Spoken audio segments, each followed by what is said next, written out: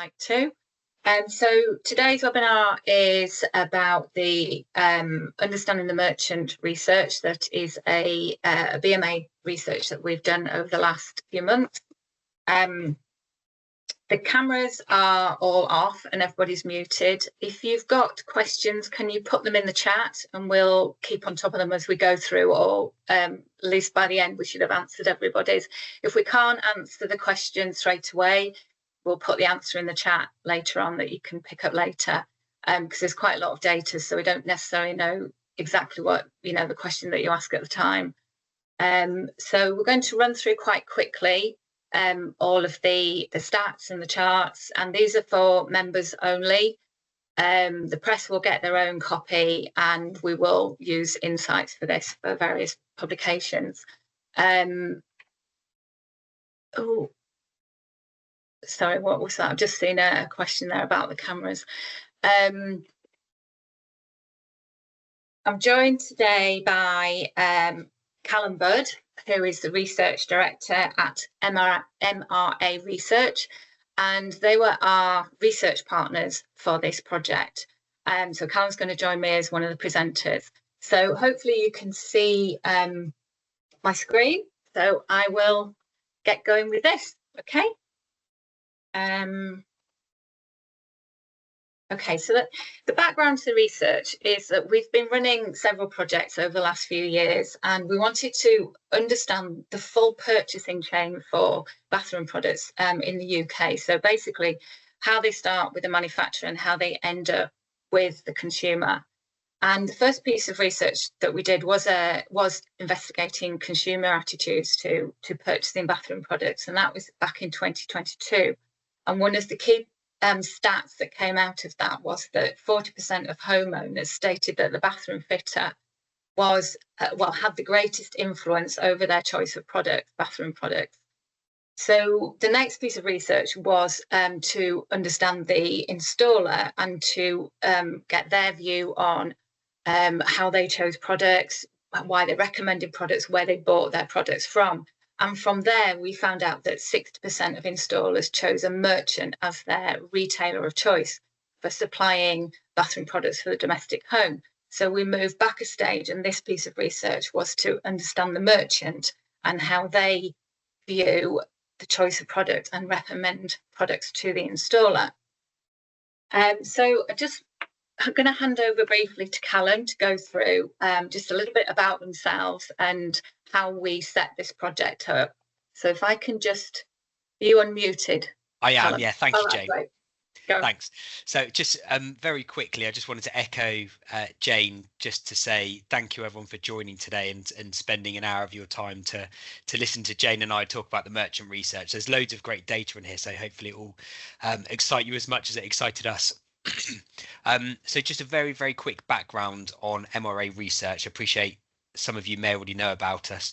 We've been around for just over 30 years, and as a company we solely serve in the kind of the building materials and built environment type space, which of course then branches out into bathrooms, kitchens, plumbing and heating, etc. We also run the BMBI alongside the BMF and the PHMI again alongside the BMF. So we've got lots of credibility in the space, and we're I would like to think quite hot on the pulse of trends that are going on within this type of sector. If I could ask you to move on one, okay, Jane, when you're ready. Thank you. Yeah. And again, conscious of time, so just to give you a broad overview of the type of research that we work on. All of our research is completely bespoke to our customers. So although we've put 4 different types of research here, the type of research that we do will actually straddle lots of these different areas, and we will create a bespoke research solution to meet anyone's needs. So we've listed out that we actually work with a lot of customers to improve their customers' experience. We help to track and measure and improve brand performance. We use marketing tools or use content as a marketing tool that organizations can then leverage. And finally, we just do kind of deep dive into markets to better understand where a particular client is coming from. Right. So I just want to quickly go through the objectives behind the research. And as Callum said, you can understand why we chose them as a research partner, because of their understanding of the market and this particular sector. So basically, we wanted to understand the drivers and barriers to increasing sales of bathroom products via the merchant sector. And this includes how merchants chose the products that they stock, what encourages counter staff to recommend a product, the dynamics of the merchant installer relationship, and to overall, as if we look at all the piece of research that we're doing, we want to understand the product journey from manufacturer to merchant to installer to consumer. Callum, do you want to go through methodology? Perfect. Yes. So just to underline Jane's point there, really everything that we built around this methodology was to help you guys as members. What we really want to do is to support you in understanding how we can better sell more bathroom related products through the merchants. So in order to actually achieve this goal, we took a two-phased approach. The first part was an online quantitative piece of research where we used 21 questions, and we were specifically targeting merchant staff who had knowledge or experience around bathroom related products. And that online survey was live for around 3 months. And then following that, we ran a more in-depth qualitative interviewing piece. And again, we targeted a similar type of respondent where the audience had to be involved in merchants from a bathroom perspective specifically. And just to emphasize as well on both of these, but particularly with the online quant, we had some great support from BMA members. So lots of suppliers were supporting us in actually capturing this field work. And similarly with the BMF as well, we had their support too. So just worth nodding to everyone to say thanks that was involved in that. And for the online quantitative survey, we actually got a response size of 63, which we were pretty pleased with, as it's a particularly difficult audience to find and to capture. And then we moved into that qual phase to deep dive. And at the bottom there's just a brief note to the respondent profile being different types of merchants, but I'll cover that in a few moments in more detail when we look at the actual breakdown. Okay. Oh, go on, you do incentives. All right.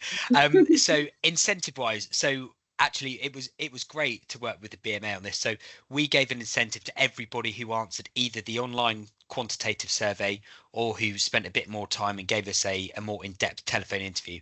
So all the charities that we gave the option of donating to were industry relevant, and in total we actually donated £575 across those charities. So everyone again who took part, big thank you, and I know all those charities would say the same thing. And in terms of demographics, so there's a few different charts here. You can see that the response was fairly male dominated, which I think probably reflects the merchant sector and maybe is no great surprise. We did have a really nice spread across age and across region. So the country as a whole was very well represented. Okay. And then a bit of a breakdown on the types of merchants that we spoke to. Again, we were really pleased with this breakdown. The majority of which, so 54%, were smaller independents, but we also had 38% that came from national merchants. So we did feel like we had a good spread that was quite representative of the broader market. And then tying in with that heavy response from the smaller, more local independent merchants, we had a really good response from a senior perspective. So you can see there, just for example, that we had 38% who said that they were either the managing director or the owner. So that's really good. They are ultimately the decision maker that we're looking to hit. And around half were part of a buying group, although worth noting that there was a good proportion who said don't know. So there could have been more than that as well within the survey. And finally, just to quickly note that there were over 90% of our respondents who are displaying bathrooms. So we clearly were targeting the right types of people that had good knowledge within this area. Okay. So we'll run through the charts. I don't want to do death by PowerPoint on these, so we're going to go through them quite quickly. And like I say, you will get access to all of these. So the first question was to understand who liaised with the bathroom manufacturers, and we found that it was mainly the showroom managers.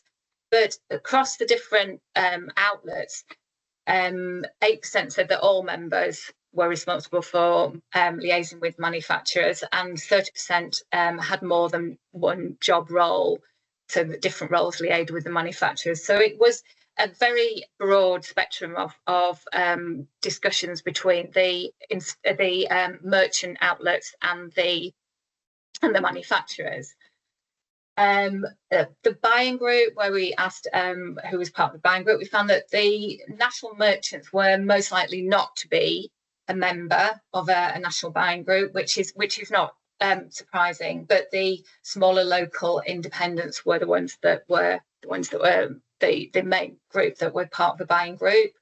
And then we asked the people that were part of the buying group if they had a lot of influence in which products they stocked and sold. So even though the national merchants were less likely to be part of the group, they felt that the buying group had a greater influence. And the smaller merchants, even though they were more likely to be part of the buying group, they actually felt that the buying group had less influence on what they sold. So it's kind of a little bit of a dichotomy going on with whether they're part of them or not part of them, or the influence that's there or not. So that was question 3 and 4.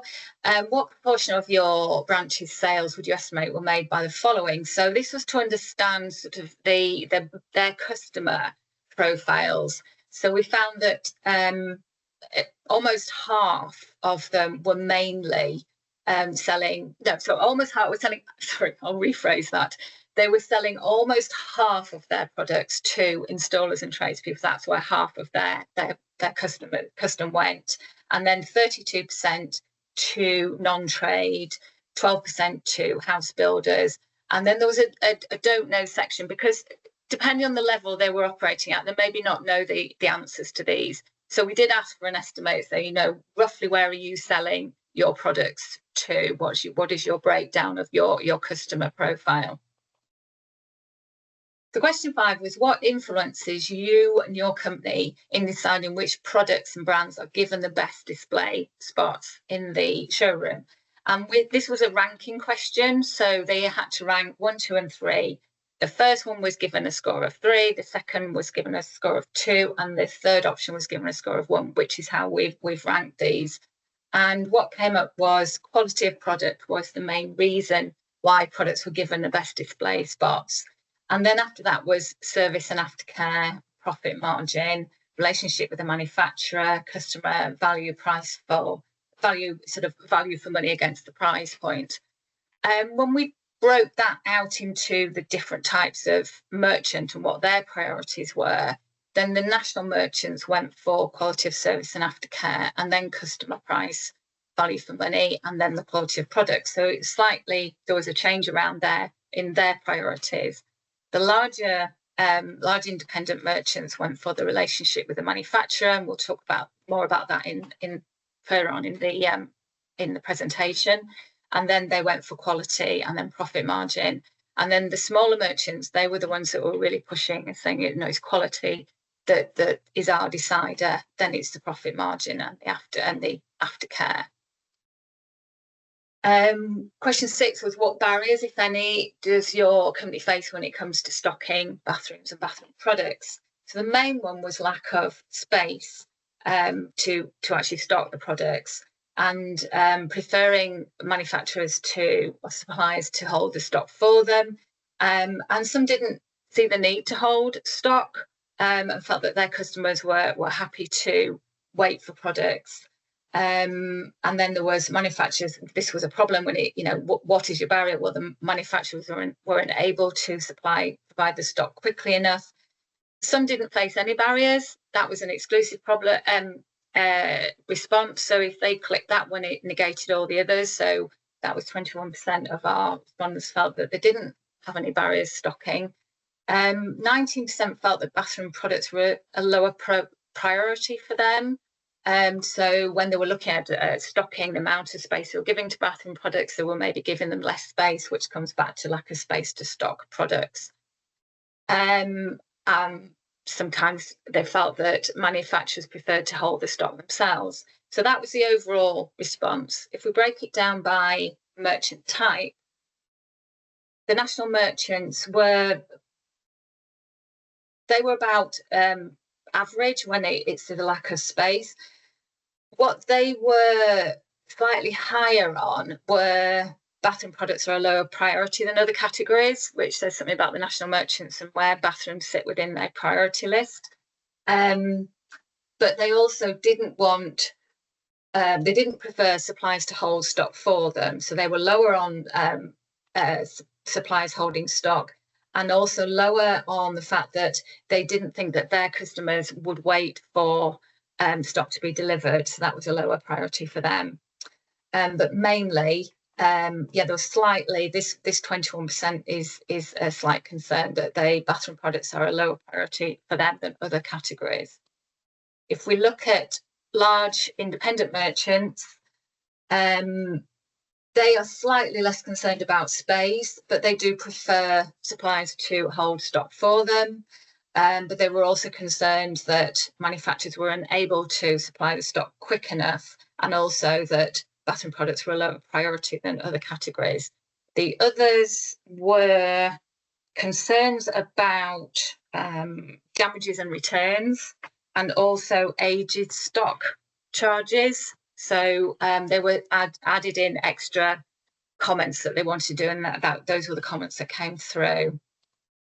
With the smaller independents, they were the ones that were slightly more concerned about the lack of space, which is understandable, and they also were more likely to prefer suppliers to hold stock for them. And also, they were more likely to say that their customers were happy to wait for stock to be delivered, but were less worried about manufacturers not being able to provide stock fast enough. Okay, question 7. What barriers are there to your customer selling more bathroom products? Okay, so overall, over 50% of our respondents said that the rise in e-commerce sales doesn't benefit their company. So it wasn't that just the rise in e-commerce sales, it was the fact that certain sectors of e-commerce wasn't benefiting their company, and this is something that we looked at in more detail in our telephone interviews. 32% were concerned that they couldn't match the prices available elsewhere. 90% felt that manufacturers didn't prioritize them. 40% felt that they were not widely known for selling bathroom products. So those were the top sort of 4 or 5 barriers to selling more bathrooms. And brochures starts to pop in here, not having enough physical brochures for all the products, and that's another one that we look into in more detail. The 17% they didn't face any barriers at all, and that was an exclusive question, so response. So if they ticked that one, it negated all the others. So there's quite a number there that said they don't feel that they do face any barriers with bathroom products. So if we split this out into the different merchant types, as you can see here, and we do talk about this in, again, as I say, in more detail, that the national merchants are less concerned about the competition from e-commerce companies, but they are more concerned that they are not widely known for selling bathroom products. And also the lack of product knowledge amongst their sales team scores quite highly for national merchants, and they about, so that they didn't face any barriers. They're more likely to say they didn't face any barriers. So as you can see here, they are showing, when we talk about the rise of e-commerce, we can see that there is a difference amongst the different types of merchants, how e-commerce affects them differently. And as we look at the large independent merchant chains, they are slightly less concerned, but they are more concerned about not having enough brochures and their turnover of staff. So they have different barriers to selling bathroom products. And then within the smaller independent merchants, you can see here that they're actually the most worried about e-commerce, and it's affecting them the most. And when we do the interviews, you can see why. There are various comments in there about why it impacts them more than the national merchants, and also that they can't match the prices elsewhere, and that manufacturers don't prioritise them. So they are the concerns of the small independent merchants when they're attempting to sell more bathroom products. We asked about how confident people are about giving their customers, specifically installers and tradespeople, advice on bathroom products. And we can see that they are completely confident with taps and shower screens and sanitary ware. But when you start to come down to wet room systems and smart toilets, it starts to drop off here, and we're getting not confident at all. And when we looked at the next question, which was how likely are you to be asked about these kind of products, then again, they are less likely to be asked about wet room systems and smart toilets, but are very likely to be asked about shower screens and trays. And in fact, with smart toilets, 16% say that they're not likely to be asked at all. And this actually ties into a question that we put to the installers about how often they're asked about these kind of products, and it helps us track the categories through the different as they move through the purchase chain as to how often customers are asking for advice and how often they are given advice, or people feel that they're able to give advice. We asked why installers and tradespeople purchase bathroom products from the merchants, and this goes back to a question that we asked to installers as well, and said, why do you buy from the merchants? And it comes back to the sociable side of the business, that they have a good relationship with the staff, and it's a sociable environment. And the installers said this in their piece of research. That is main reason why they go to a merchant is for this sociable side of the trade, because it can be, as an installer, I think it probably can be quite a lonely trade. And this is backed up by the merchant by saying, yes, this is why people come into our outlets. A good after-sales service and ease of returns, the credit account, the location and convenience, staff knowledge and advice are the top 5. If we look at the different merchant types, the national merchants are slightly less likely to think that it's to do with sociability and the good relationship. But they score themselves higher on their credit and so credit and discount facilities, and their location and convenience, and also the fact that they've got a good bathroom showroom and display, and products are always available, and also that they recommend installers. And this was one of the reasons why installers go to certain outlets, is because there is a kind of reciprocal agreement that if they buy products from a merchant, the merchant will recommend them as an installer. If we look at the larger independent merchant chains, they are very big on, they think that everyone within this group thought that the installers came to them because of the relationship that they have and the after sales, and also that they offer the better prices. That's a real good tick in their box there. And ability to order online, click and collect, what they say, the reason why people come to them. I mean, they scored themselves slightly higher on everything, really. The only thing they're coming a bit lower is maybe staff knowledge and advice. Maybe they're a little bit lacking in that area.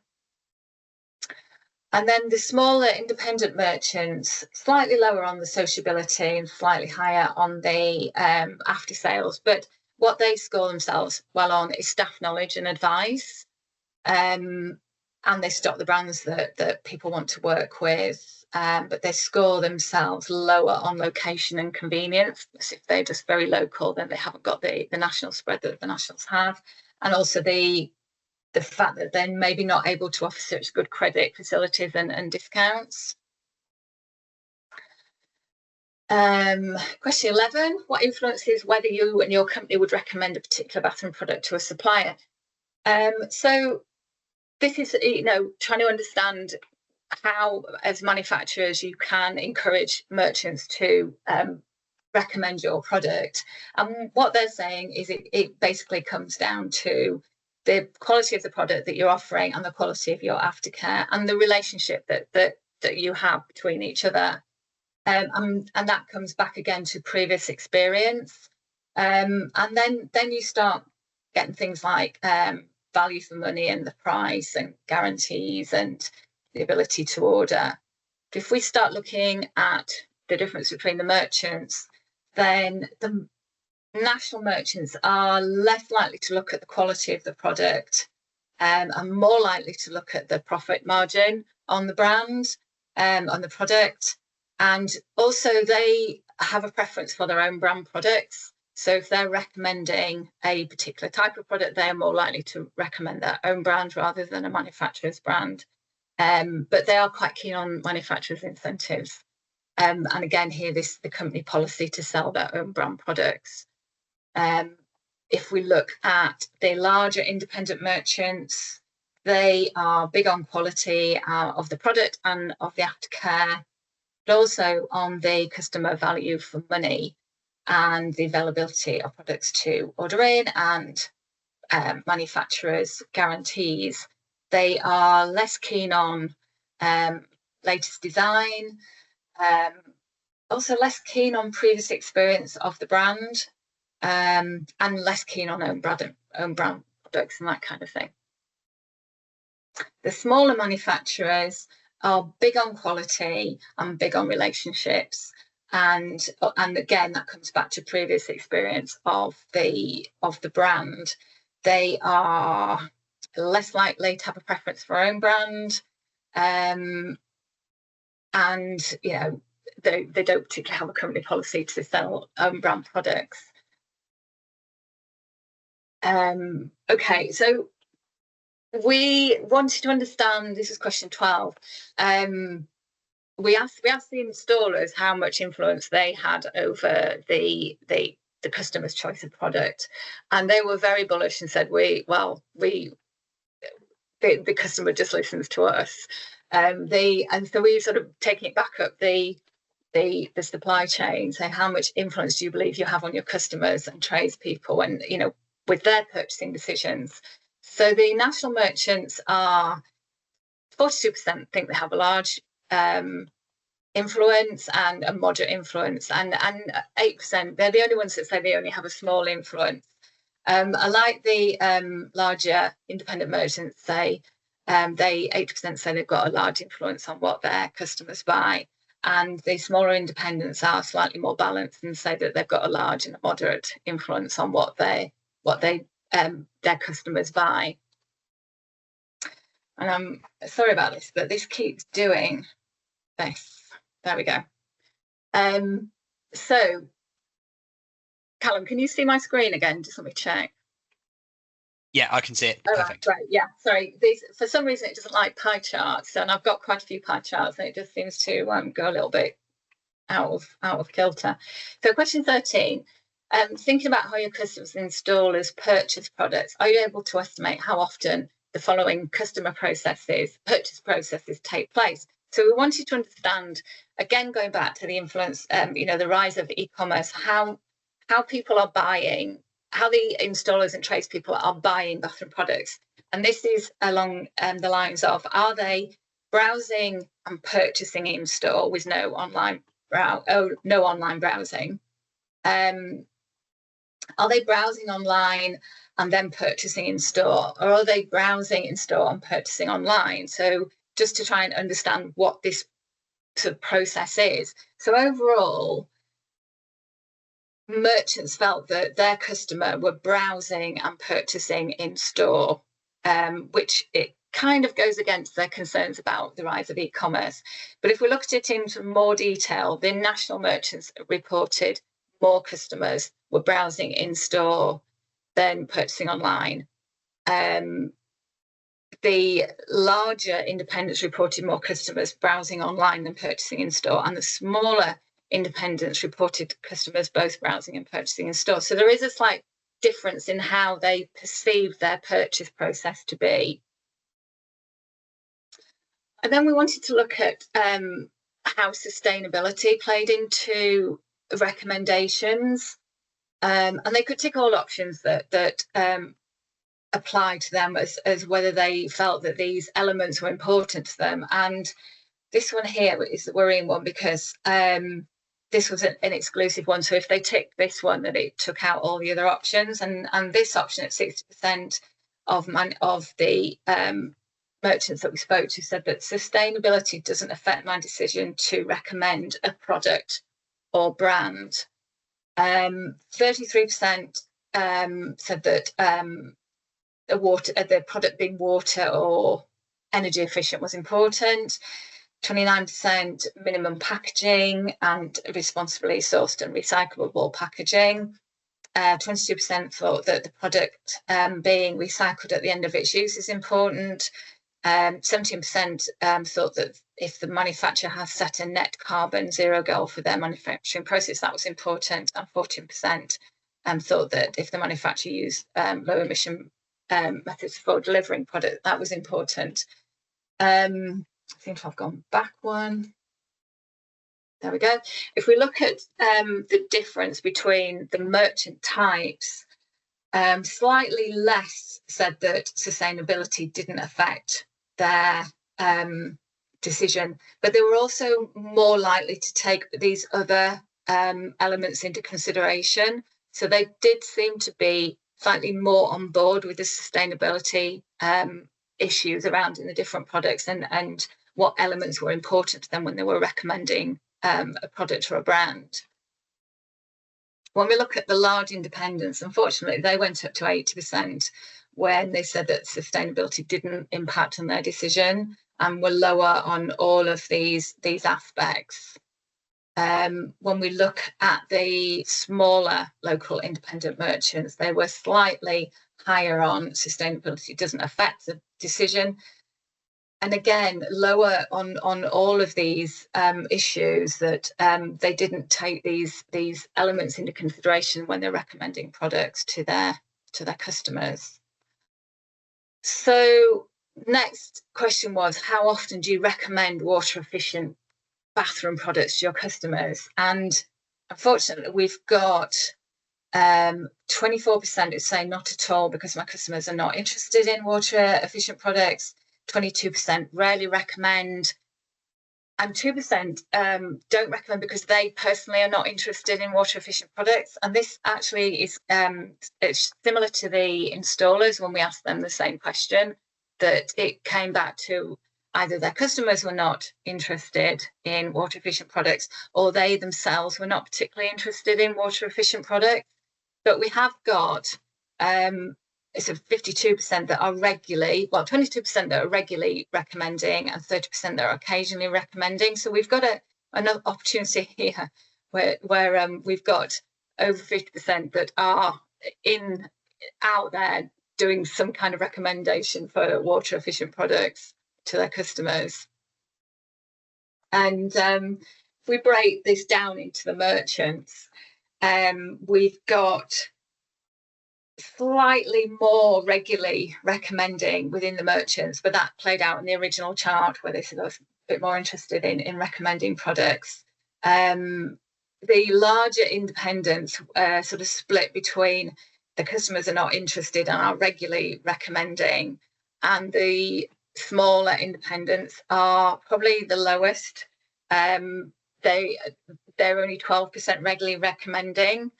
And more likely to rarely recommend, and they've got 26% of saying their customers are not recommending at all. What would encourage you to recommend water efficient products to customers more regularly? And a quarter of them, this was a smaller base here because we just put this question to merchants who weren't regularly recommending water efficient products. So what would encourage you to recommend more water efficient products? And it was basically if more customers recommended them. And this comes out, this is one of the questions that went through to the telephone interviews was, you know, why is it that you're not recommending or they're not requesting them? And it comes back to that they're not really being asked for them. They feel that there needs to be a better user experience, and the customer awareness around the benefits and cost savings and water savings. So it's about information and education of the end user. So it's not that the products aren't available, because they are, and we all know that they are, and the merchants are well aware of them. It's just that they're not particularly being asked for them. This is another one that went through to the interviews, because this came up that manufacturers, and through all the research, what came through was the manufacturers really love printed brochures. This was a verbatim question, so they could just fill out what they wanted. So we got 84% positive feedback on printed brochures, 8% quite neutral about them, and only 8% were negative. So Callum's going to go through this in a bit more detail when we talk about what the outcome of the interviews was, because we asked as part of the interviews what would be a good alternative to the brochures. Because one of the, I think it's this one here, question 18, what could manufacturers do that would help them sell more products, next day deliver of products, build their brand through consumer advertising, marketing, offer extended warranties, and then come back to the brochures here again. If we split this out into the national merchants and the independents and smaller independents, then the nationals would really like next day delivery of products, which would save them on their storage and everything. But they also really liked the physical brochures and guides. The large independents really liked next day delivery of products. They also liked in-branch training and product information and installation instructions online, which actually goes slightly against what they've said later on about brochures, but that's a step in the right direction. The smaller merchants think that manufacturers should build their brand through consumer advertising and marketing and offer extended customer warranties, and then the top one again, next day delivery of products. So this was about how can manufacturers give the merchants the confidence to sell a new product. So when a new product goes to market, what is it that would make a merchant be confident to sell this product? And 73% said if it came from a brand that they trust. And this is one of the questions that we looked into, was, well, what actually does trust mean to a merchant?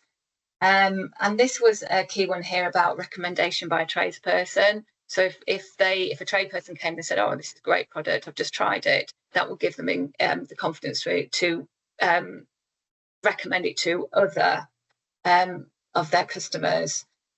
Proven performance, flow rate, etc. In-branch training, easy to install, because that's always a key one with the installers, that when they said what would give you the confidence to sell to recommend a product to a customer, the end user, and for them, if it was easy to install, then they would always recommend it to the customer, the end user. So if we again do the breakdown for the national merchants, if it's a brand they trust, slightly less on the brand trust, but more on the recommendation by the tradesperson. They're also, again, quite keen on the price, so it's a low entry price point or a discount to start with. Quite keen on positive online reviews, recommendation by a colleague. But the water efficiency comes very low down there, and industry installers don't, industry influencers don't seem to have an awful lot of impact on the merchant side of things. But they were actually also quite keen on in-branch training by the manufacturer. For the larger independent merchants, they were less into the brand trust, but more into recommendation by a tradesperson. They also not particularly keen, was quite surprising about this, proven product performance. But they did actually like a low entry price point or discount for a new product. And then on the smaller independents, they were more keen on the trust element of the brand. So already understanding the brand and the brand values, and already using products as part from that brand, but less keen on recommendation by a tradesperson. But they very keen on product performance. They also more keen on the design, which actually comes quite low down on the hierarchy here, or if it was an upgrade to an existing product, which installers actually really liked. They liked an upgrade rather than a completely brand new product that they didn't particularly understand. This was the last question, I think. So the bathroom manufacturers use a wide range of marketing tools to promote their products. Which of these work best for your branch and customers? And unfortunately, right at the top is product brochures, printed brochures. And this was a weighted score again, so could give their top three. And number one got scored back as a 3, number 2 was a 2, and number 3 got a score of 1, and that's how we weighted the score. So if we look at the national merchants, they are very keen on product brochures and point of sale and introductory offers. The large independent merchants, again, are very keen on product brochures and introductory offers. And again, smaller local merchants, very keen on product brochures. Point of sale comes in well. Introductory offers, social media starts to creep in here, but again, influencers were quite low, but they did like live demos in store. So I'm going to hand over to Callum for the next bit. Do you want to run through that, Callum? Great, thanks, Jane. So just to again just briefly remind you all that this qualitative in-depth telephone survey part of the research followed on from the quant. So the online survey was able to inform how we asked these types of questions and where we wanted to probe for more depth, to give the research a little bit more colour, a little bit more detail. So these employees from merchants that we spoke to all had specific knowledge or responsibility within the bathroom, showroom and product type area. So they were the right types of people to answer these sorts of questions. And there were 4 key areas that we investigated in more depth. So the impact of e-commerce, the importance of trust, driving water efficient products, and then replacing brochures. If I ask you to just flick on one slide, Jane, when you're ready. Thank you. One more. There you go. Thank you. So firstly, just looking at the impact of e-commerce, and again, sorry, Jen, I might need you to click through for a couple of. So what we've done here is we've just pulled out some of the key themes and quotes, and I won't read them all out verbatim to you, but of course we can share this in more depth and give you a chance to read it at your own leisure at another point. But just to give you an overview of what we found from this particular area was that as an industry, we are perhaps struggling a little bit with e-commerce. I think there's been a growing reception to it. However, some respondents or some people that we spoke to actually felt that it was having a negative impact on them. They're actually struggling to sell as e-commerce competitors were driving the market ahead, particularly in the smaller, cheaper type product ranges. So some merchants we were finding actually where the products were price sensitive, they were having to move more towards an e-commerce type platform. And there was that perception that there was a price sensitivity where the price of a product would be better online. So where someone wanted to just have a quick, small product, that would maybe be the type of place where an online purchase would be made, as opposed to someone that perhaps is looking for an entire bathroom or a slightly larger product, then that might be the type of product or area where somebody would go into a store, speak to a person, have the level of service and have a bit of visibility around that. And then the next section was around driving sales of water efficient products. And the key trend here, which I think Jane's alluded to really nicely already, is that this was very much going to be or will be a demand led from the customer or from the installer or from both of those people. However, as it stands, that isn't really happening.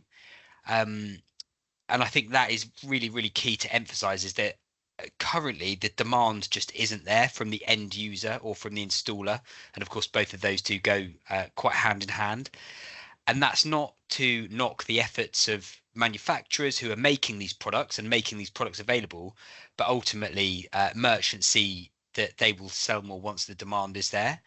So I think if you don't mind just flicking again, Jane, there's a couple of quotes here, and one of them particularly notes around the educational piece, which I think summarized this quite nicely, as there needs to be a change in perception from the end user and from the installer around why water efficiency is so important, because I think broadly speaking, the level of awareness is just not there that water scarcity is a challenge and we need to be doing something about it as an industry. So there's perhaps an educational bit both within the merchants and within the wider public as well.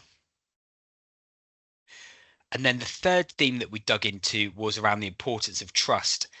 And I pulled out some of the keywords that I thought really resonated with me from, again, from all 12 interviews, although we've got a couple of examples here. So the 5 words that I think really stood out to me and were very much thematic were reliability, communication, transparency, quality, and response. And I think all of those bed together to give merchants that level of trust that they need. So what they're really looking for is a clear specification of products and some clarity around guarantees. And I think most merchants acknowledge that there's a level of risk when trying a new product or a new brand, but ultimately all they want to know is that they can have a good level of service, and if something perhaps does go wrong, that there's someone they can speak to, there's a level of relationship there. And that is absolutely critical in giving someone the trust that they need to take on a new product or a new brand. And the final area was around replacing brochures, which again, I think Jane summarized a lot of this with the quant, but really the qual here, the interviews were fascinating because it really underpinned everything that the quant did.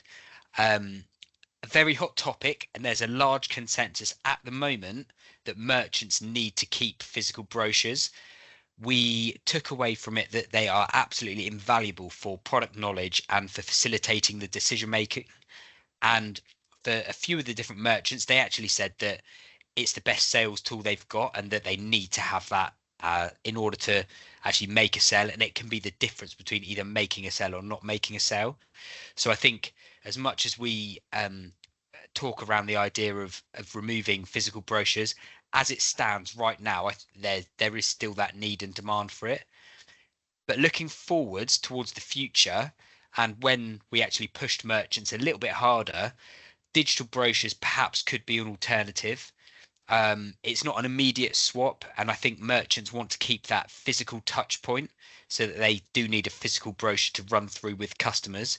But that could be something that perhaps is used in addition to physical brochures right now, and then maybe in the future we might see physical brochures just starting to fade out slightly more.